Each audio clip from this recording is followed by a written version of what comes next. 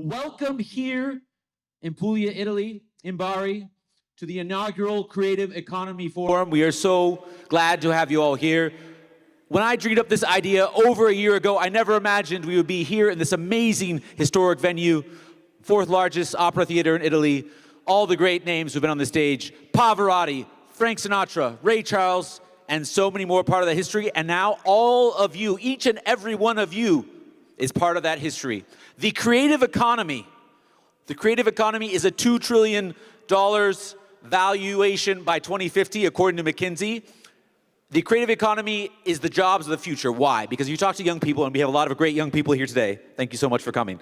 You talk to young people, this is increasingly the jobs that they want. They want jobs as influencers. They want jobs making films, making video games, making content, and also things in the physical world as well. And thanks to AI and the tools of the future, that increasingly is in reach. And we're going to talk about that and so many more very important issues regarding the creative economy today. My name is Joseph Hammond. This is our opening ceremony. I will now turn it over to I will now introduce our first speaker and welcome remarks from Daniele del Genio, the President of SENA for Apulia Region and the Chairman Emeritus of the Apulian Runway Experience, who we're very honored to partner with this year. So ladies and gentlemen, please give him a big round of applause.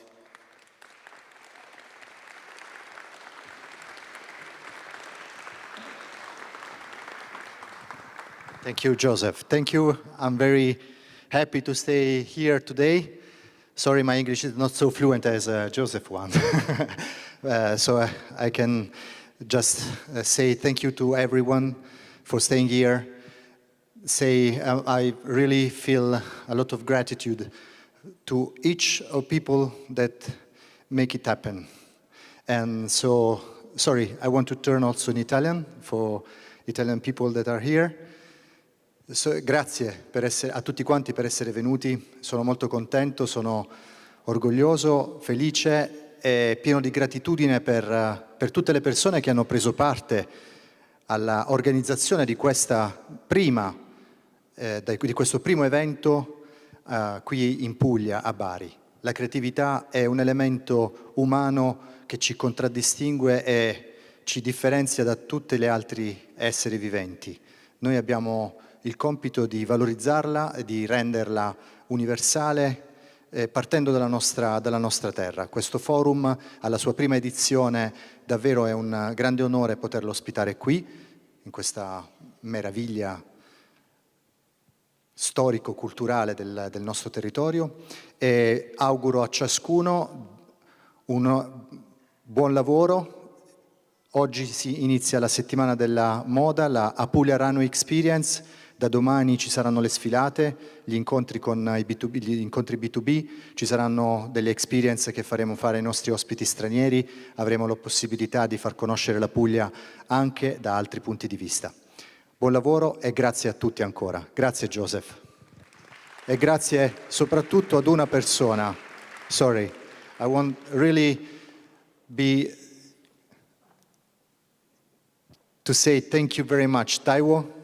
You are really amazing people that without you, this forum, and without Joseph, this forum non ci sarebbe stato. Ecco, sorry. Thank you. Thank you. Thank you, Taiwo. Thank you, Joseph. Thank you so much. The creative economy, so much of it is about taking culture and capitalize on that culture, drawing on the stories we tell about ourselves, which is what culture really is. Culture is the story we tell about ourselves, and bringing that into and making content around that. And that is something that also applies in the world of fashion, which is uniting this event. And it's also a value that I know my co-president, who I'm about to welcome to the stage, Taiwo Meghoma, very much believes in as well too. A gentleman who's worked in fashion all around the world, from diplomatic events in Berlin to Oscar night in Hollywood. Please welcome Taiwo Meghoma, my co-president, to the stage.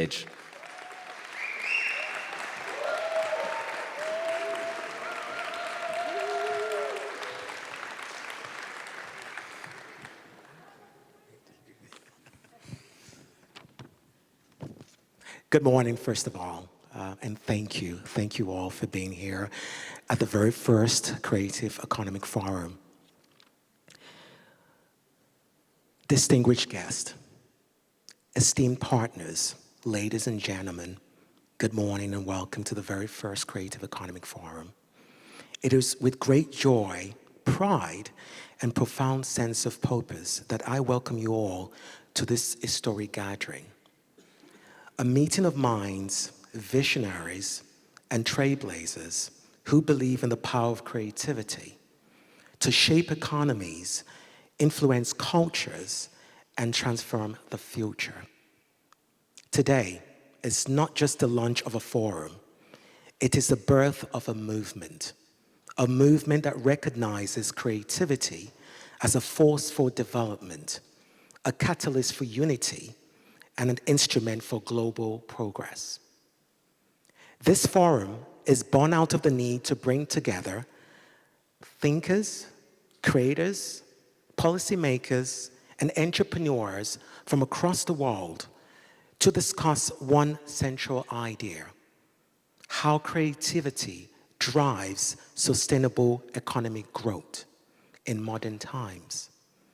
In this 21st century, the creative industry has become one of the most dynamic sectors of the global economy, encompassing fashion, film, design, music, technology, and cultural innovation. It is a sector that thrives on imagination, on originality, and courage. It generates jobs, builds communities, and tells stories that connect to humanity. From digital art to global fashion, from film production to architecture, the creative economy is redefining how we see value, not just in products, but in ideas. Forums like this are vital because they provide a platform for dialogue, inspiration, and collaboration. In a world that often divides, creativity unites, and truly does, because that's why we're here today.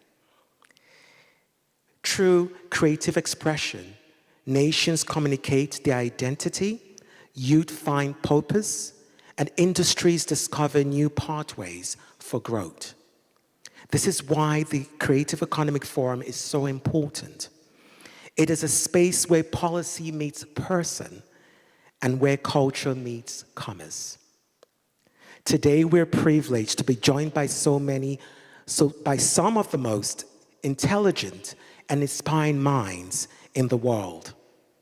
Our speakers represent the heart and soul of the creative industry. Thought leaders, innovators, entrepreneurs, and change makers who continue to redefine excellence across continents. They're individuals whose work not only inspires admiration, but also fuels tangible change in their communities and industries.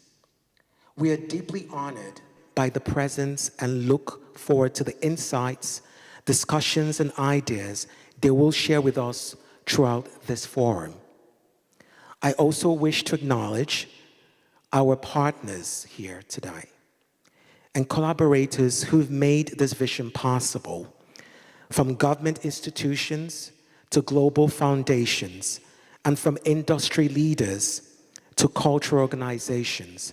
Thank you for believing in the power of creativity and for walking this journey with us. To all our guests, attendees, and participants, your presence here signifies hope. Hope that creativity will continue to be recognized as an essential pillar of development. Hope that we can build strong economies through innovation, and hope that together we can inspire a new generation of creators. As we embark on this exciting day of conversations, panels, and connections, I encourage you all to open your minds, share your experiences, and let this forum ignite new collaborations that will outlive the moment. Once again, thank you for being here. Thank you for your time, your energy, and your belief in the creative spirit that unites us. May this forum be the beginning of something extraordinary, not just for us, but for the global creative community. I wish you all a wonderful and enriching experience at the Creative Economic Forum. Thank you.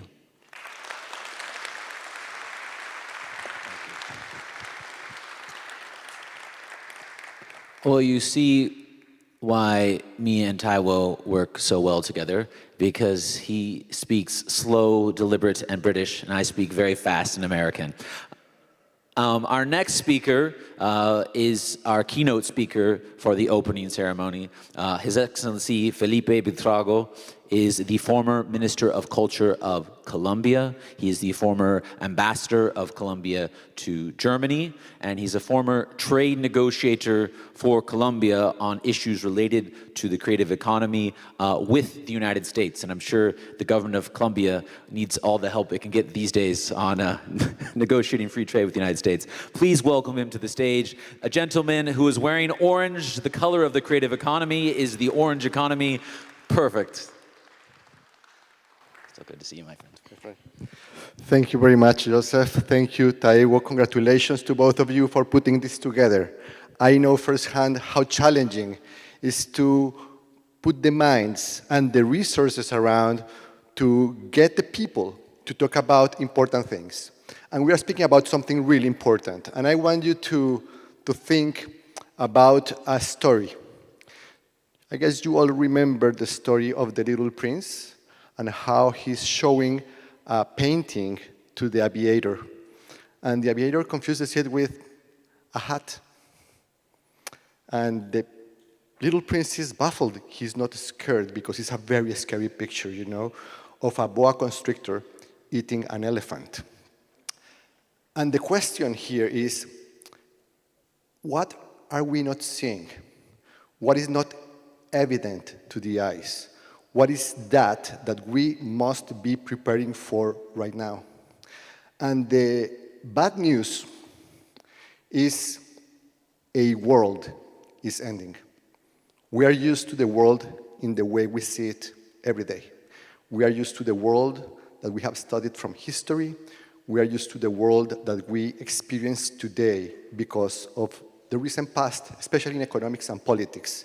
We understand the world that is presented to us today.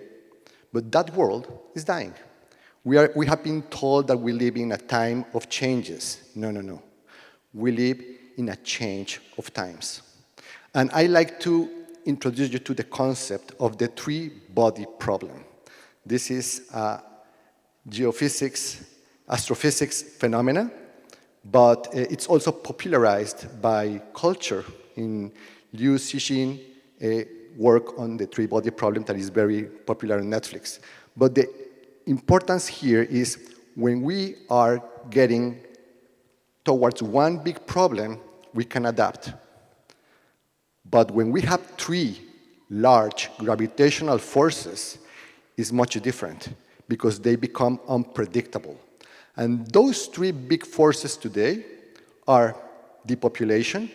We are experiencing a profound demographic shift, a demographic transition that is going to put our resources, our human resources, to strains we are not aware. We have never experienced in peaceful times such a contraction of population and such a shift in the age composition of our societies. For the first time in history, we have a massive aging of the population. That's because of good reasons, but also it's a challenge. On its own, we probably could manage, but we also have another big problem. I call it dematerialization. Most people call it digital transition. But this dematerialization means also that lots of what we understand about property, how we interact with each other, how we create value, how we coordinate to each other in order to solve our challenges is changing. The way the economy is done, the way society works, the way politics happen is changing in profound ways. Again, if this was A sole force, it would be one thing, but it goes together with the other change, demographics, depopulation. And we have a third challenge. For the last 500 years, we have gone in cycles of globalizing and stagnation. Globalizing and stagnation. We have come about a decade ago to the top of the last round of globalizing. We are now experiencing deglobalization. This is something we cannot do anything about. It's something that just happens. That's the nature of economic cycles. And we are experiencing a profound global cycle of deglobalization. Those are the three forces we are facing. And that's bad news. That means a lot of things are going to get disrupted. A lot of things are going to cause trouble in the way we adapt our societies, our economies, the way we provide policies and use the resources that we have, which are very scarce, in order to provide for public services and to connect people to making decisions that build instead of destroying. That's going to be very challenging. But the good news is we have a powerful weapon, a powerful tool to face these challenges.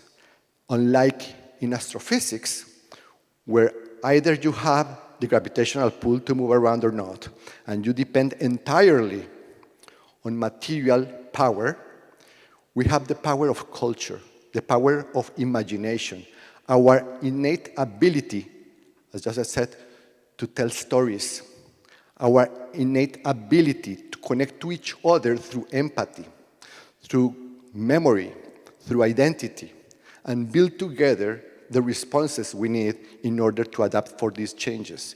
It's our ability to develop as a society antibodies against fake news, antibodies against economic disruption, antibodies against economic shifts that actually change the way we interact with each other.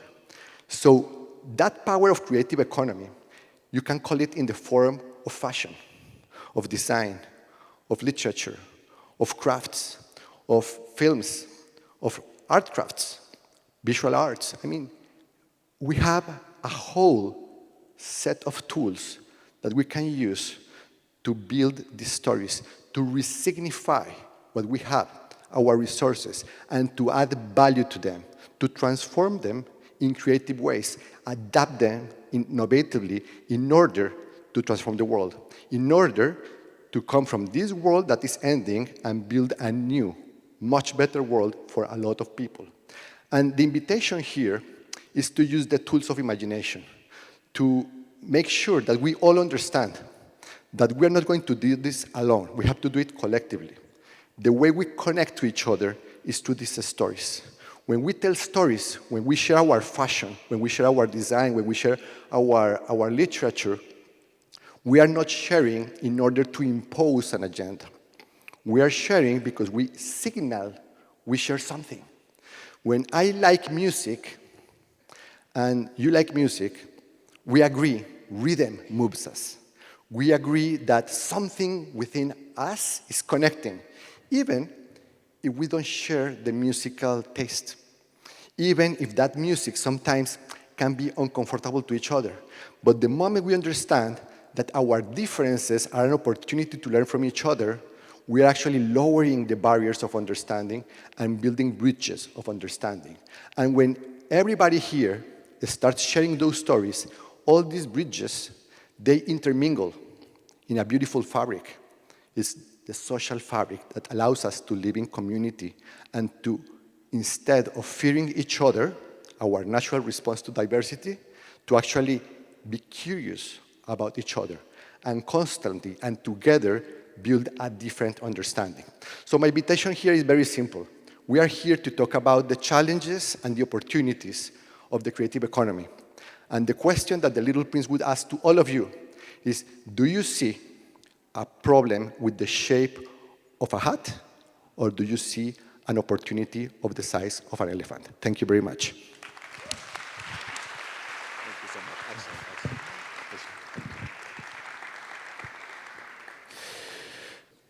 Thank you.